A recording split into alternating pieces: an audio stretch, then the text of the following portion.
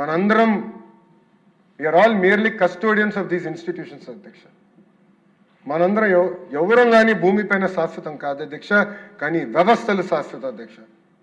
అధ్యక్ష ఒక్కసారి హైదరాబాద్ అభివృద్ధి చూద్దాం అధ్యక్ష. గౌరవ ముఖ్యమంత్రి చంద్రబాబు నాయుడు గారి తర్వాత వచ్చిన రోసయ్య గారు కానివ్వండి, కిరణ్ కుమార్ రెడ్డి గారు కానివ్వండి, రాజశేఖర్ రెడ్డి గారు కానివ్వండి, కేసీఆర్ గారు కానివ్వండి, ఇప్పుడు రేవంత్ రెడ్డి గారు కానివ్వండి, అందరూ హైదరాబాద్ని అభివృద్ధి చేసుకుంటూ వెళ్తున్నారు అధ్యక్ష. కానీ ఆంధ్ర రాష్ట్రంలో ఏం జరిగింది అధ్యక్ష? ఒక్క వ్యక్తి వల్ల ఎంత విధ్వంసం జరిగింది అధ్యక్ష.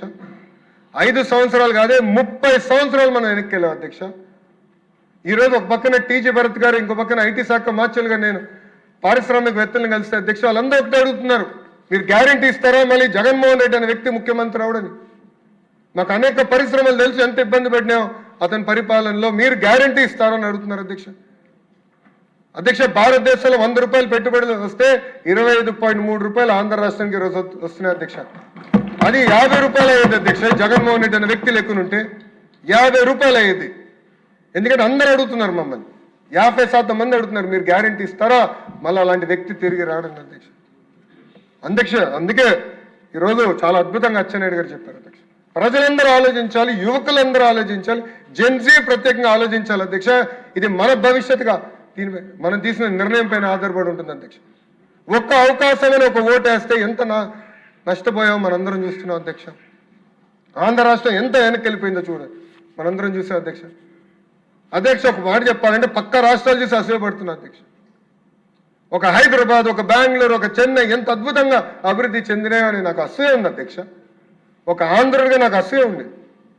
ఎస్, ఒక కసితో ఒక పట్టుదలతో మన రాష్ట్రాన్ని అభివృద్ధి చేయాలి, అమరావతిని అద్భుతంగా నిర్మించాలి, అన్ని ప్రాంతాలు ముందరికి తీసుకెళ్లాలి, అభివృద్ధి చేయాలి, పెట్టుబడులు తీసుకురావాలి కసితో మేమందరం ఉన్నాం అధ్యక్ష.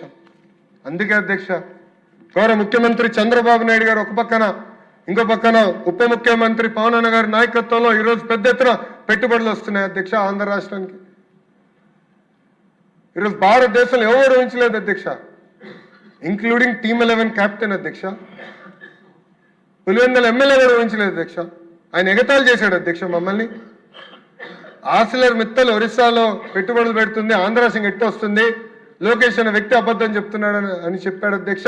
ఈరోజు మనందరం గర్వపడాలి అధ్యక్ష. భారతదేశంలోనే అతి పెద్ద స్టీల్ ప్లాంట్ ఉత్తరాంధ్రకు తీసుకొచ్చింది ఈ ప్రభుత్వం అధ్యక్ష. అధ్యక్ష నేను పాదయాత్రలో అనేక సార్లు చెప్పాను అధ్యక్ష, నిజం కొంచెం చేదుగా ఉంటుంది, అబద్ధం తీయగా ఉంటుందండి అధ్యక్ష. అధ్యక్ష ఆనాడు అబద్ధం చెప్పి అధికారంలోకి వచ్చిన వ్యక్తి వైఎస్ జగన్మోహన్ రెడ్డి గారు అధ్యక్ష.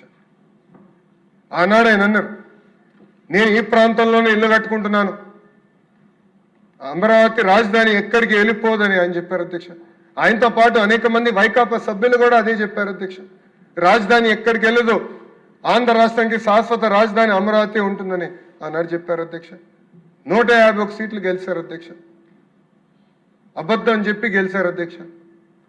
గెలిచిన వెంటనే మీరు చూస్తే ఏకంగా ప్లేట్ ఫిరాయించారు, 3 ముక్కల ఆట ప్రారంభించారు అధ్యక్ష. 3 రాజధానులు అని చెప్పారు అధ్యక్ష.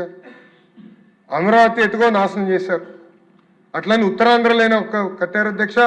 ఒక్క వ్యక్తి బతికేదానికి ఒక ప్యాలెస్ కట్టుకున్నాడు అధ్యక్ష, 700 కోట్ల రూపాయలు ఖర్చు పెట్టి. అంతేగాని ఒక్క అభివృద్ధి కార్యక్రమం చేయాలి, ఒక్క పరిశ్రమ తీసుకురాలేదు అధ్యక్ష. అంతేకాకుండా కర్నూలుని న్యాయ రాజధాని చేస్తున్నాడు అధ్యక్ష. కనీసం ఒక బెంచ్ కూడా తీసుకెళ్ళలేదు అధ్యక్ష కర్నూలుకి.